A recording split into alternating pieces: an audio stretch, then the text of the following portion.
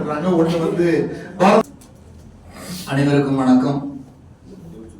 எல்லோரும் ஒரே மாதிரியா பேசிக்கிட்டு இருக்கீங்க. புராண கதைகள், இதிகாசங்கள் அதையெல்லாம் தூக்கி தூர போடுங்கள். நடைமுறை சிக்கலை பார்த்தா பேசி முடிச்சாச்சா? அனுமதி கேட்டாங்க. சரி, எனக்கு முன்னாலே பேசி சென்ற பிள்ளையும் சொன்னாங்க, தாய் வந்து இந்த ட்ரெஸ் போடாத. திரும்ப திரும்ப உங்களை வேண்டி கேட்டுக் கொள்கிறேன். இங்கு இருக்கின்ற பெண்மணிகள் எல்லோரும் நாகரிகமான உடை அணிந்திருக்கிறீர்கள். உங்கள் பாதங்களை வணங்குகிறேன். நீங்களே முகம் சுளிக்கிற அளவுக்கு சில பேர் பெண்கள் அரைகுறை ட்ரெஸ் போட்டுக்கிட்டு இப்படி போட்டுட்டு போறான் அப்படின்னு சொல்லி ஒன்றை தெரிந்து கொள்ளுங்கள். ஆண்கள் வந்து சபலப்படக்கூடியவர்கள், பெண்கள் வந்து அழகானவர்கள். இது இயற்கையின் படைப்பு. நான் இப்படித்தான் போடுவேன் அப்படின்னு போட்டுட்டு போனா அப்புறம் அவன் ஏதாவது செஞ்சா அதற்கு பிறகு நாம குதிச்சு என்ன பிரயோஜனம்? அதுக்குத்தான் தாய்கள் விளம்புறாங்க. என் மனைவி பிரைமரி ஸ்கூல்ல வேலை பார்க்கறா. 4ஆம் கிளாஸ் பையன் சொல்லியிருக்கான், பொண்ணுக்கும் பையனுக்கும் சண்டை வந்து, ஏய் உன்னை ரேப் பண்ணிட வேண்டியன்னு மிஸ் என்ன ரேப் பண்ணிடுவேன்னு சொல்றான்னு அவன் சொல்றான். ஏன் அப்படி எல்லாம் சொல்லக்கூடாது? ஏன் சொல்லக்கூடாது? சினிமாவில் சொல்றான். ஏன்னா அவன் திருப்பி சொல்லியிருக்கான். அப்ப என்கிட்ட வந்து சொல்றான்.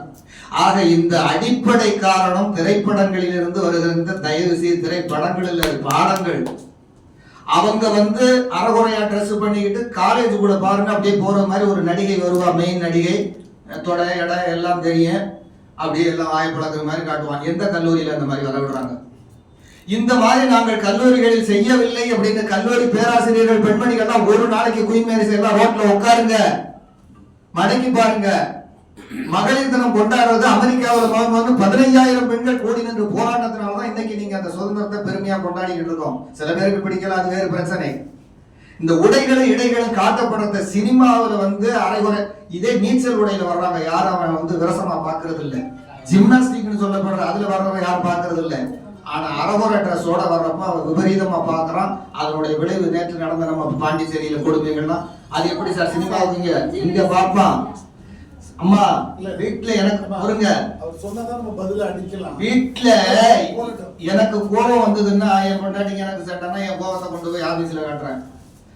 ஆபீஸ்ல ஏதாவது பிரச்சனை வந்தா வீட்டுல காட்டுறேன். இது வடிகால்.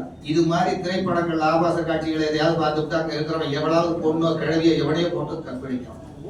இதற்கு நீங்க ஒத்துக்கொள்ளனாலும் இதுதான் உண்மை. நீங்க ட்ரெஸ் போட்டுட்டு போனா பாருங்க, பட்டங்கள் திறந்திருந்தால் ஈக்கள் மொய்க்கும், நாய்கள் நக்கும். மூடிக்கொள்ளுங்கள், சிறப்பாக வாழலாம். பெண்மையை போற்றுகிறோம். நன்றி.